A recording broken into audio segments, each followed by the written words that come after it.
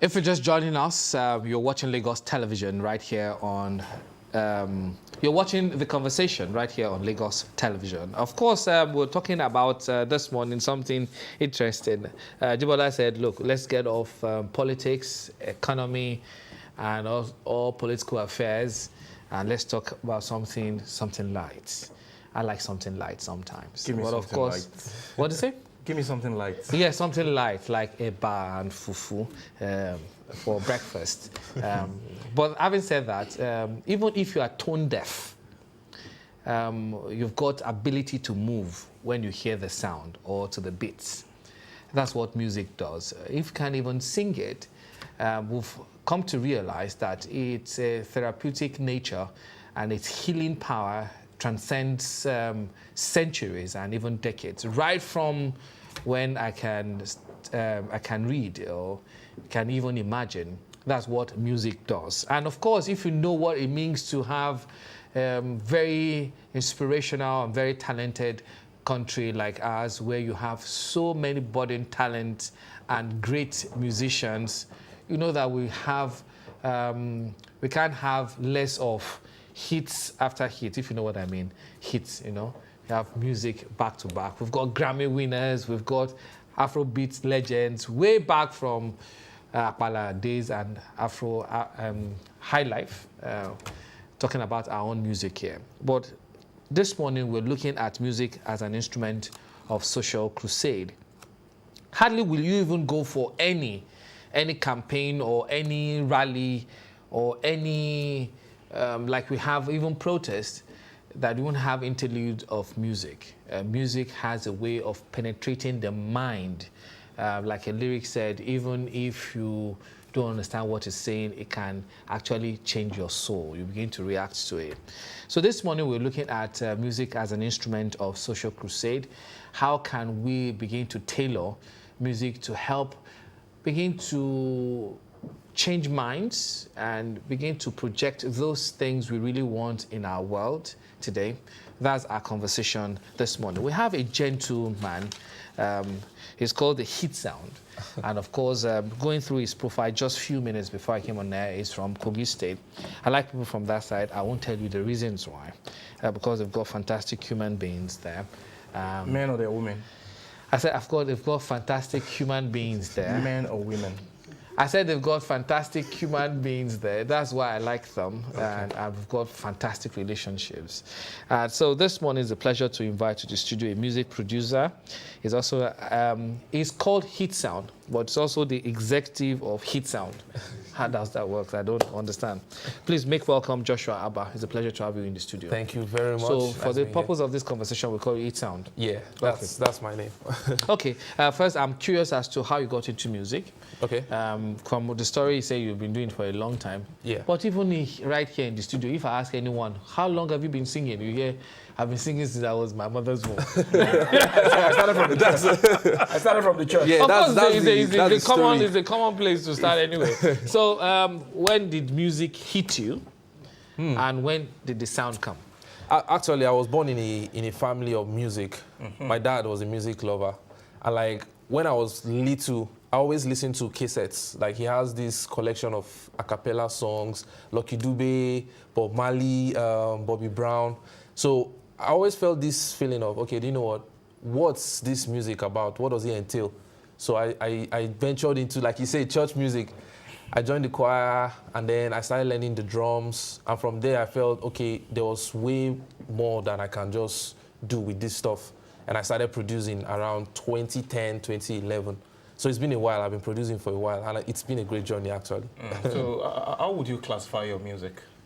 I'd say I make more of Afrobeats, amapiano, and then fusion. Then sometimes I do trap, but my style of music is mainly Afrobeats. I venture into like other genres, depending on the demand. But since we're in Lagos and we're in Nigeria, I can't do anything. Why Lagos? Anything less. Is that because of the commercial value? It's because, not even because of the commercial value alone. I feel like it's because of the kind of music resonates with the people around here. And you know, you say something about why Lagos. Lagos is actually the hub. It's like the center of attraction for Afrobeat stuff. Okay, before I even get into the challenges of even doing music in Nigeria, not to talk about, so which one do you like? Because I know that you're a producer. So which one do you like, to do the song or to produce it? Yeah, so like it's basically the same. You know, producing... It's not the same thing though. So when you say doing the song, depends on the context from the angle you're coming from. So the process of making music is literally like the beat, then the artist writes to the song, and then the song is being produced, which is just like a division of labor sometimes. But for me, I songwrite, I produce, I mix. So most times I can say like the process, if the artist is good and like is flexible, it makes it much more easier for me. So we can't really say the process is sweet every time. It's a bittersweet experience, depends on who. Because the reason I'm asking is, I know I've forgotten this producer's name. He's now into singing. Okay. Young John. Young John. Yeah. Young John, the wicked producer. So we know him basically as a producer. Yes. Then suddenly, I think he's got like, these guys are getting all the hype. Let me just join them. And they are getting all the money. And getting all the money and all the fame and attention and behind the scene. So is that what is happening to you? Or because some people will just prefer to stay at the back and just produce this guy. And observe from far. Yeah. Yeah, the thing is, I can't say Young John started making music because like he was behind the scenes and stuff. You know, most producers are artists also. Like for me, if you give me like time, I can produce the song from top to bottom and I'll be the one singing. So I feel he took the opportunity because music is evolving, and like it's a big problem for producers sometimes when we see that this beat is so good but they are singing off key or maybe something is not going well. Meanwhile, he can do it himself. So and do it better. Do it better. Since he can produce, you know, it's easier to spend more time making the song. So I felt like it's just taking opportunity. For somebody like me, I might, but it's not a field, like singing is not a field that I feel much more like enjoyment in. I feel like producing is my field, so you're more comfortable with that? I'm more comfortable with making music. Oh, okay. Joshua said something very important at the beginning of the program. Music as an instrument of social change. Most of the content and the lyrics that we have out there today, they are just about beats. When you listen to... They are just about what? Beats.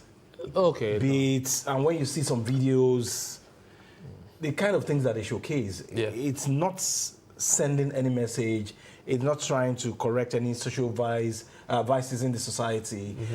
For you, what determines your content and your lyrics? Okay, so you know the thing is we are in a cruise society. Yeah, it's like the whole Gen Z culture, the Gen Alpha stuff, like have made music evolve in a way that before music was made out of the fact that like you are sharing morals, you are passing a message, you are trying to fight for something. Like the time of Fela when he was trying to liberate the people with his music. Now it's all about cruise. You know, TikTok. People on TikTok, they don't really like messages. They enjoy this feeling of, the beats, like you said. You can hear somebody saying something awkward and then the vibe, you just be like, okay, something is going up to like the groove. So I feel like the music have shifted. The narrative is all about the vibe. Like, it's just vibe, not message. So my own inspiration basically is, what do people need? Because now the consumers they have short attention span. If you are passing a message, let's say you are singing about government, the chances of your song taking off is slim. But let's say you are singing about something the people are much more like money. Like money, like you go make them, like you are beautiful, like you be big boy, all those kind of things. They sell more. So like, I mean... Spend money in the club. Spend money in the club, all this up-tempo.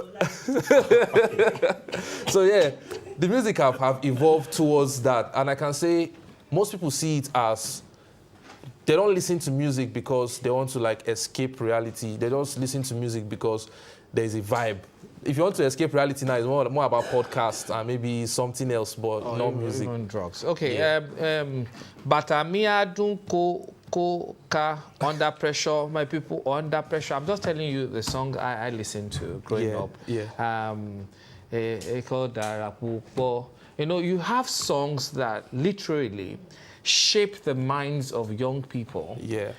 Talking about the 80s and early 90s.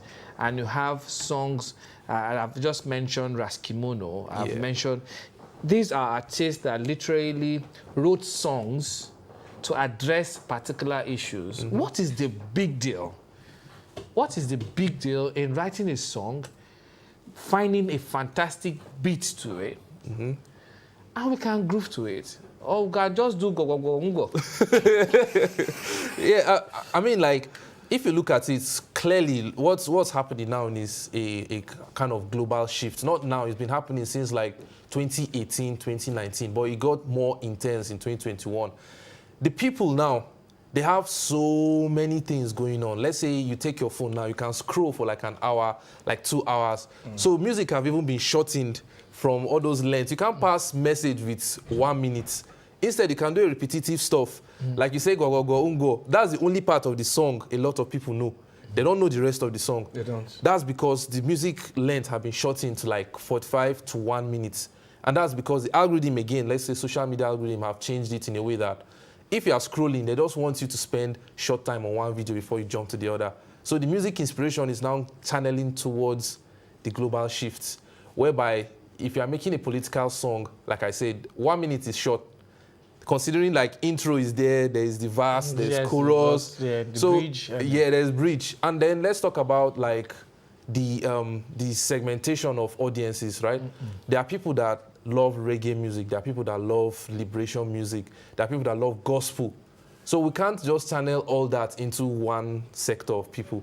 You make music based on the kind of people you are targeting. So most people make the kind of music you just talked about, but the audience is little. That's So it's all about the audience now. yeah, it's the audience. It's not about the society. No, it's not.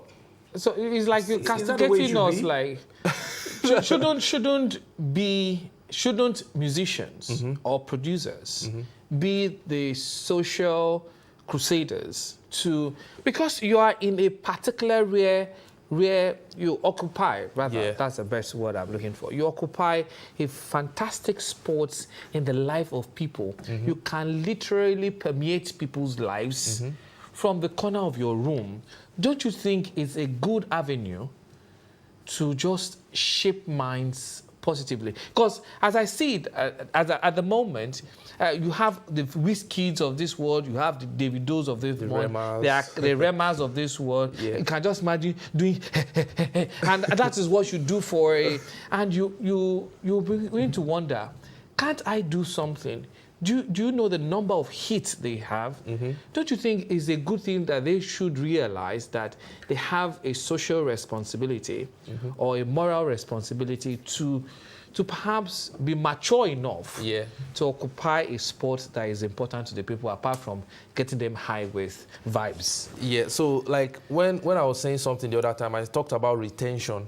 So if you are looking at it from a standpoint of commercialization of music, you see that the labels have the say most times.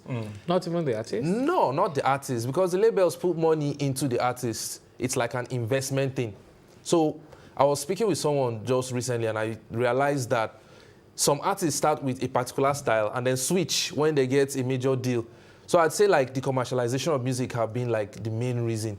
If I, as a label owner, have an artist and then we do small research, we make an EP, and we have one song that is talking about the society, giving advice and stuff, and we have another song that is talking about what people want to hear, and the one people want to hear is taking off. As a businessman, I would consider focusing on that style because we need to make up like the money for marketing and stuff.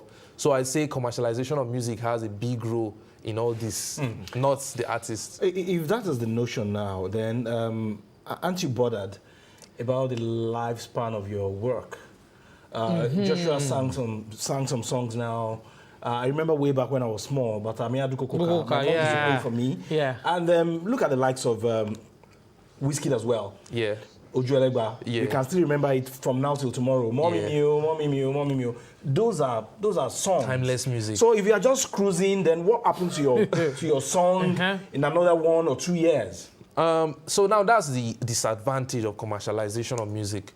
Because they're thinking of the profits. Music have been oversaturated with a lot of gibberish. You see, some of them consider this long-term game. But, you know, the problem here is that once the narrative is being controlled by, let's say, a label or investors, the thought is around how do we make our money now and move.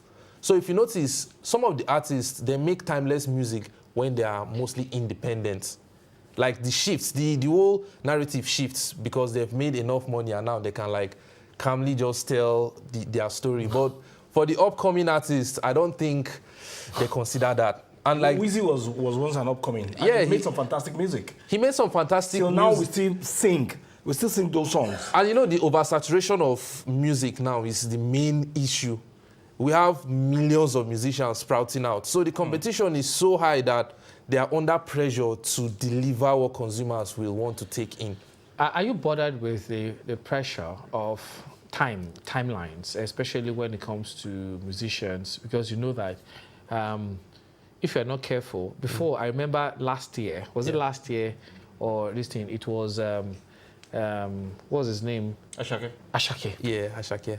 Hardly will you go anywhere, Ashake is there. So he cashed in because he knew that, because this year, not forever. It's not Yeah, forever. it's not forever, Because yeah. we know that it is not, 2024 is not Ashake's year. Yeah. We are talking about Rema here. Yeah. Or we are talking about Kizdan here. Exactly. So is it that pressure that matters the most, or is it a function of make I make the money because this thing doesn't last forever? Yeah. Is that what music is all about? So music now, like I said, right, there are two main factors that drive music now. The pressure, you cannot escape the pressure in terms of like what the audience wants. Because let's say, for instance, you drop one hit song. That thought of you need to replicate that same formula will keep haunting you and giving you like sleepless nights. So the pressure is like a common feature of musicians. Let's say for producers now, you say something about Young John transitioning. There was a time he was producing almost every song. Yes. And then boom, he stopped producing every song, which means he needed to evolve. Okay. So it's one core feature of you being a musician. Even I feel like for entertainment in general, if you're a comedian, you can be funny for like 2 years. Then after 2 years, you start looking cringe. So all this stuff, people will be like, who is this one? Okay. So like, why they commercialize music is because there's a lot of artists that sprout out every day. You see their talents in Port Harcourt, in Kaduna, and these boys, they're looking up to you. So if your time is beginning to like move, the investors will shift their money to some new kid in the block. And like the promotional cost and everything, you won't be able to hold that weight. So you start going down little by little. So the pressure is always there. It's never going to end. Okay, because of this commercialization now, are those investors not taking advantage of artists? Yeah, so it depends on the narrative. You know, some artists have already been independent before. They've like catered for themselves, so they have good lawyers and a good team, but some don't. So it's like common for labels to come out and then utilize all they have to make money, then reap the artists at the end. That's what they call it in Nigeria. That is a Reaping. Yeah, so I mean, reaping is still part of it in the industry, and it's something that I feel it's been there for as long as music exists. So there are lots of artists in history that they got big, but they're not making money in the back end. So I feel like the pressure plus commercialization plus investors in the middle is what makes like the music functional right now as it stands in the industry. So I noticed that you've worked with some artists. Yeah. You've had international collaborations. Yeah. You've got personal projects. Where do you fit into all this conversation of being a social change? You personally, Yeah. Joshua, Yeah. you need your money now, or you want to be a change crusader? society. You want to change the Through your society. music. Actually, like I've already been contributing to the society in a lot of ways. But what about now? Yeah, now I still do. I still do because I have a YouTube channel with like a lot of videos. I make tutorials. I have a TikTok with over 100,000 people on there. And what I do is I drop artist development content. I drop like tips and hacks on how to do stuff. So I'd say all that stuff encompassed into one mission is like the sole purpose of what I'm doing on the internet. I feel like a lot of people, because like 4-5 years ago, I got caught up in a lot of like bad deals and stuff. So it taught me one thing. There are lots of people out there that don't have exposure to like the info they need, like I said. So I just took it as a mission to say, okay, you know what? If I wake up, I shoot one content, even if it is as small as saying, this is how to distribute your song, I do it because I see a lot of people on the internet coming out and saying, look, if I knew this earlier, I wouldn't be caught up in the social issues. So yeah, I'm contributing in my own. That's your own crusade now. Yeah, that's my own crusade. Okay, we know that Lagos is the heartbeat of entertainment, whether you like it or not. So how long have you been in Lagos, and which year? What actually drove you to Lagos to come and do your music here? So I moved into Lagos in 2019. Like that's about 4 years now, I think, roughly. So why I came to Lagos was because I was making music in Abuja, and the industry there was good, but it wasn't really, the number, just like I say, it's all about audience and like how you make money for yourself these days. So the audience there, they were doing great, but I felt like there was way more I could do in Lagos. And when I moved into Lagos, I figured there are lots of people that are like determined and like have that creative freedom and creative wisdom to push and make amazing stuff. So I had to come to Lagos. And when I came to Lagos, that was like one of the best decisions, because the whole environment is built in a way that inspiration is timeless, unlimited. Was it rosy at the beginning? No, trust me, for the first 1 year, Lagos showed me shaggy. I mean, like, Lagos is a town where, when I came to Lagos, I figured that a lot of people in Lagos, they move fast because the town will choke, it will compress your soul. Like, the traffic, you have, like, the cost of living. A house of 400K in Abuja is like 1.2 million. Like, the transportation system is messed up. And so all that stuff, when you go out as a musician like that I am, I have a lot of things to translate into my software, like my production software. Feeling like that pressure is already outside. It gives me motivation to stay inside and just mind my business, make music, find a lot of people and network. Yeah, Lagos is just the hub, actually. Okay, what would you say has been the high point of being in Lagos? Because I'm curious, having talked about... Have you been on the Blue Line? Blue Line? No, I haven't. So you need to go there. We have transport network here. What about any of the boats? Have you any boats? I've done. You see, so we have so many transportation. You don't have to follow the road. The transportation system. You talked about Blue Line. Me myself on Twitter, I've seen the way once the door open, like 600 people. So I can still attest that there's still question mark to that. They're going somewhere. Okay, Joshua, have you had any experience in Lagos that you will never forget in your life? That truly I'm in Lagos now. They don't show me Lagos. Look, the experience I can never forget, I'll say it anywhere, was the time I was going to Ajah, and like I was encompassing between two people. One was carrying fish. The fish was alive, and the other man was just picking his nose and raising his hand close to me. My God! I knew that was in Lagos. Was it inside bus or Molue? It was inside Molue. Like, not Molue, it was a bus. Those white buses that are small, those shuttles. And my life...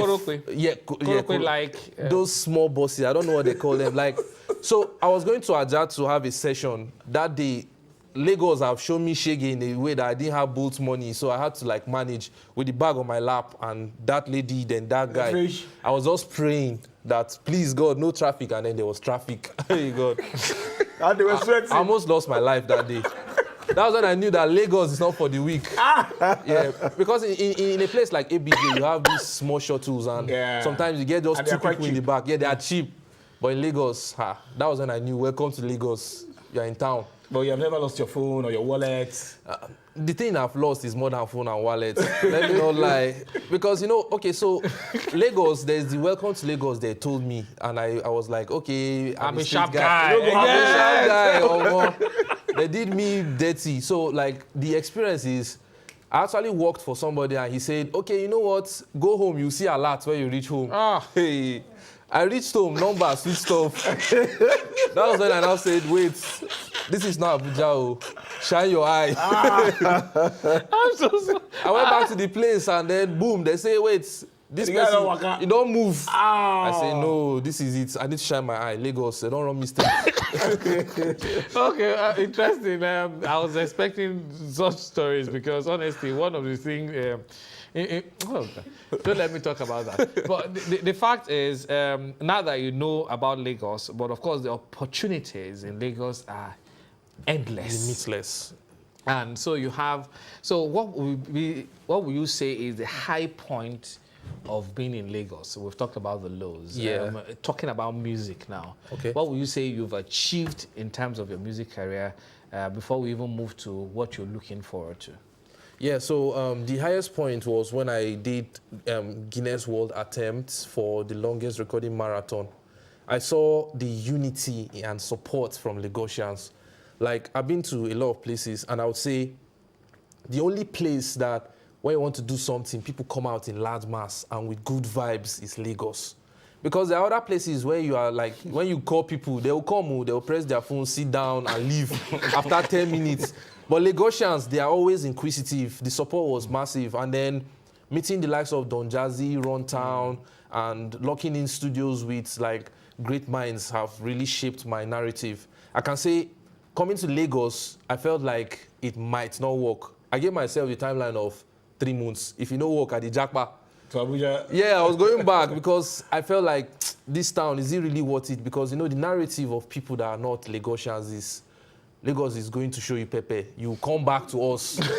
Yeah, so it wasn't even up to like 5 months in Lagos, and I met Don Jazzy, and I started meeting a lot of people. It gave me this insight of, yeah. So Lagos smiled at you. Yeah, I'm finally here. I'm not going anywhere. I'm here to stay. If I'm living here, it should be maybe Mars or Pluto, or I'm going somewhere outside the world. Yeah, so that was it, basically. So how many albums do you have to your credit? Or songs? To my credit, songs. I can say in total, from when I started making music, I have over 1,000 songs to my name, to my credits. But professionally, like big songs, I can say like maybe 50, 60 songs that I know that they really entered places that I did not expect. Yeah, so no like album 60. yet? Yeah, I've been on albums. I've been on like Runtown's album. I've been on Superboy Check's album, which featured a lot of people like Fino and the rest. Then for me, I have like 3 projects, like beat tapes as a producer that I've released: Sound Definition, Play This in Space, and I have the most recent one that I want to put out, Rejuvenation. So yeah, I've had a couple albums to my name, but a lot is coming in the future. Okay. Yeah. Okay, so what do you look? Do you think you want to reintroduce yourself or rejuvenate yourself in a way to, as your music transcends what you do now, producing? Yeah. Or what are you looking at? Yeah, so basically, of recent, I've been doing more of executive duties. Like, I figured producers are like the central of music, funny enough, because without the beats, without the sessions, there are no music we listen to. Right from time, even the time of the great Osadebe, time of Fela, they all had producers that were behind the scene, recording the saxophone, the trumpet. So I figured that, okay, as a music producer, I could also do executive duties. I could also A&R. So I've been pushing towards that part of it, because that's like connecting the dots, You're locking in the studio with a Wizkid. That's like you having direct access to Wizkid.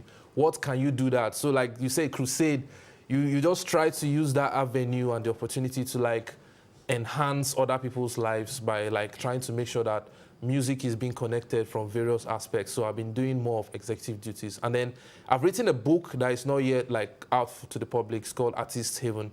It's like a book about artist development. So in there we have like little fragments of things that have been an issue, like contracts, like getting started as an artist, the best way to go about like your journey. So all that stuff is just shaping a whole new narrative for me. Just like Young John did the evolution thing, I'm evoluting my career into like other things, but they're all musically inclined. So yeah. We see a lot of artists struggling to put their career in shape. How do you think government can help in structuring the sector in such a way that will make things easier for upcoming artists? Yeah, so that's a very good question. I've always thought, like, if the government was going to come into the picture, right, there are lots of things that could be done. But most importantly, the first things first is introducing music into institutions, right, in a general context. Let's say, when I started making music in, like, my secondary school days, and I'll tell you for a fact, I learned most of the musical things I know outside of the educational system. And I see in other countries, they have, like, music as an optional this thing. So I feel like the government could actually put music as an optional course for like secondary, let's say from SS1 to an SS3. And then in the university, we could also get grants for people that make music alongside their educational pursuit. Let's give, for instance, I'm an artist and I'm studying like mechanical engineering. It's very possible that if the government comes to the picture, they're like, okay, instead of like getting all that unemployment stuff going up, we could easily allocate funds and say, this is for like people that already have so degree level. We are going to support you and empower you since you have a skill in music. Maybe a small 1 million could go a long way. You understand? So I feel like the government could actually allocate funds for that and also carve out knowledge for our future generation in institutions. Then I think the last one is, if the government is going to step into this, the best thing they could do that is going to help the current generation of musicians is, if you have an idea, let's say you have an album or you have a show or an event, you could easily have some kind of loan, like per se, and then you share the resources from like the proceeds that come from there. That will enhance like people's mindset of creating a conducive Afrobeat community. Those are like the 3 ways I feel like government will come in. Okay, we want to say thank you, but perhaps if you have any parting shot, looking forward to hearing anything we should expect from you in future. Yeah, so in the future, you should expect probably a musical movie and then movie. Yeah, it's like a musical. Then you should expect 3 books from me in the next 2 years because I have like a sequel of things that I'm working on right now. Okay. Then I might debut my first album called Jingo Kalolo. That's like an album that will debut very soon. It will have a lot of notable faces. Then apart from that, you should be also anticipating to see me on this show to tell you guys like this is an update. I was here a while ago and then now that is like, I like your vibe actually this morning. Thank you very much, Joshua Abba, a music producer. It's a pleasure to have you join us. Thank you. We call you Hit Sound, right? Yeah, Hit Sound. So we're looking forward to having more hits from you. Thank you very much. Okay, that's about it for this segment of the conversation. We'll be taking you over to Lagos for them to help us with what is happening as far as this conversation is concerned. We'll take a short break. We'll be right back. Don't go anywhere. The Lagos Environmental Sanitation Corps, largest, popularly known as SKY, enjoins Lagos residents in transit to